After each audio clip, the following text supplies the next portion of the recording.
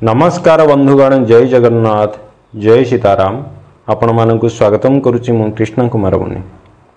आज ही भिडियोटी माध्यम मु कहिया पई जाउची जे भारत वर्ष रे प्राय 300 रु अधिक रामायण थिबा सत्वे केवल वाल्मीकि रामायण और श्री रामचरित्र मानस अधिक लोकप्रियता काहीकि एवं श्री हनुमान जी महाराजंकर हजार हजार श्लोक, हजार हजार अष्टकम, हजार हजार शतकम षटकम स्तोत्रम थिबा सत्वे केवल आंचलिक भाषा लिखा ही श्री हनुमान चालीसा कहीं अधिक लोकप्रिय, या पछरे कारण कौन?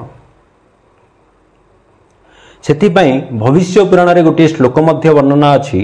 वाल्मीकि तुलसीदास कलौ देवी भविष्यति रामचंद्र कथा साध्वी भाषा रूपम करिष्यति। यार अर्थ है जे कली जुगे साक्षात वाल्मीकि निजे तुलसीदास रूप में जन्म लाभ करी रामचंद्रंकर मधुराति मधुरा चरित्र को लौकिक भाषा रे वर्णना करिवे एवं भगवान श्री रामचंद्रंकर प्रचार प्रसार करिवे।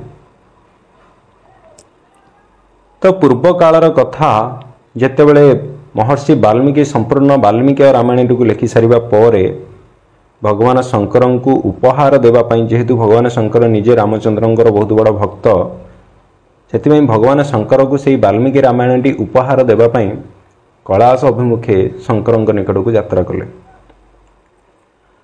जेतेबेले यात्रा करी कैलाश निकट में पहुँची जाती महर्षि वाल्मीकि, सेतेबेले वाल्मीकि ऋषिंकर दृष्टिगोचर है सेठी भक्तराज हनुमान गोटे विशाल शिलाखंड रे किछि गोटे लिखुचंती। हनुमान निकट को गले महर्षि वाल्मीकि, जाई सारी उभय उभय को दंडवत जनाई निजर कुशलाची समाचार पचरा पचरी हेले। सेतेबेले महर्षि वाल्मीकि हनुमान जी महाराज को पचारुचंती जे हे भक्तराज हनुमान, हे कपिराज, आपण एही विशाल शिलाखंड रे कौन लिखुचंती? सेतेबेले हनुमान जी उत्तर देले जे हे महर्षि वाल्मीकि, मु एइथिरे भगवान श्री रामचंद्रंकर गुणावली को, रामचंद्रंकर जश, रामचंद्रंकर गुण गारिमा को बृहत हनुमान नाटक नामक गोटे ग्रंथ रचना करुछि एवं श्री रामचंद्रंकर लीला गुडी को मु एही शिलाखंड रे लिखुछि। सेतेबेले जेहेतु वाल्मीकि निजे वाल्मीकि रामायण टी लिखि भगवान शंकर को उपहार देवा पई जाउछंती, से देखिले जे हनुमान कौन कौन लिखुचंती, टिके गले किछि पढ़िबा पई बोली। सेठी बृहत हनुमान नाटकटी पढ़ी सारिबा परे वाल्मीकि महर्षि वाल्मीकि टिके मन दुख कले एवं भक्तराज हनुमान प्रश्न कले जे हे महर्षि, आपण मन दुख करिवार कारणटी मते कहि परिबे कि? सेतेबेले महर्षि वाल्मीकि उत्तर दियंती जे हे भक्तराज हनुमान, हे कपिराज, आपण मु मध्य भगवान श्री रामचंद्रंकर लीला भेद को वाल्मीकि रामायण नामक गोटे ग्रंथ रचना करिछि एवं मु शंकर को उपहार देवा निमंते से ग्रंथटी को नहीं वर्तमान आसीछि। किंतु मु देखिली जे आपण जो हनुमान नाटकटी लिखिचंती, रामचंद्रंकर लीला गुटी को लिखिचंती, जो सुंदर सृजनी शैली रे लिखिचंती, आपणଙ୍କ द्वारा लिखित रामलीला एवं मो द्वारा लिखित रामलीला भितरे आकाश पाताल फरक मते देखा जाउछि एवं मो वाल्मीकि रामायण तुलन रे आपणଙ୍କର बृहत हनुमान नाटकटी 1 कोटी गुण रे सर्वश्रेष्ठ।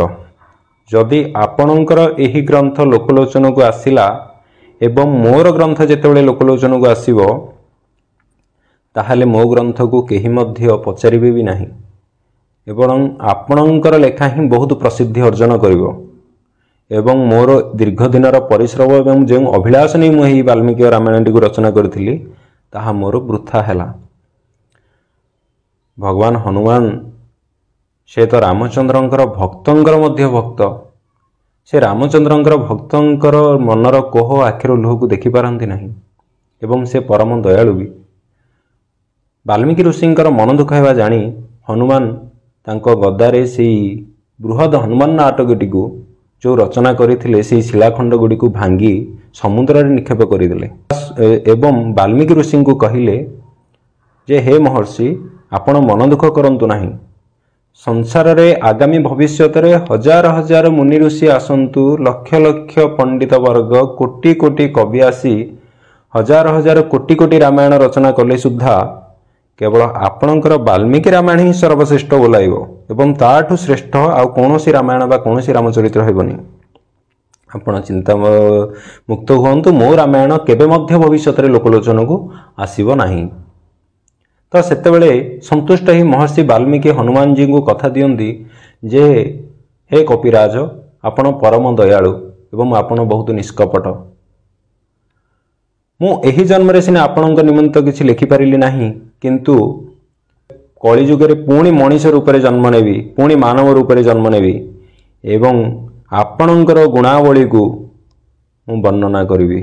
आपणक समर्पण करी हनुमान चालीसा नामक गोटे आंचलिक भाषा रे रचना करिवि एवं सुंदरकांड नामक आपणकर गुण आपणकर वीरत्व को मु बड़ा सुंदर भाव रे प्रकाश करी। सेतेबेले मु नमस्कार करी महर्षि वाल्मीकि शंकर निकट को गले एवं महर्षि वाल्मीकि ही निजे तुलसीदास रूप रे जन्म लाभ करी रामचरित्र मानस ओ हनुमान चालीसा को रचना करथिले एवं हनुमानंकर वरदान कारणरू वाल्मीकि रामायण और रामचरित्र मानस ही सर्वश्रेष्ठ बोलाइला। किंतु एही दुईटी रामायण रु मध्य सर्वश्रेष्ठ थिला बृहत हनुमान नाटक, जेउंटी की हनुमान जी महाराज निजे रचना करथिले एवं ताहाकू से समुद्र गर्भ रे निक्षेप करि दैथिले। तो बंधुगण यह थिला आजिर वीडियो जे काहेकि वाल्मीकि रामायण और तुलसी रामायण काहेकि अधिक लोकप्रियता। भारत में 300 रु अधिक रामायण थिबा सत्वे सेही रामायण गुडिक काहेकि लोकप्रियता अर्जन करि पारला नाही। तो जदि वीडियोटी भल लागिला ताहले लाइक करंतु एवं कमेंट माध्यम रे निजर मतामत जणांतु। धन्यवाद। जय सीताराम, जय जगन्नाथ।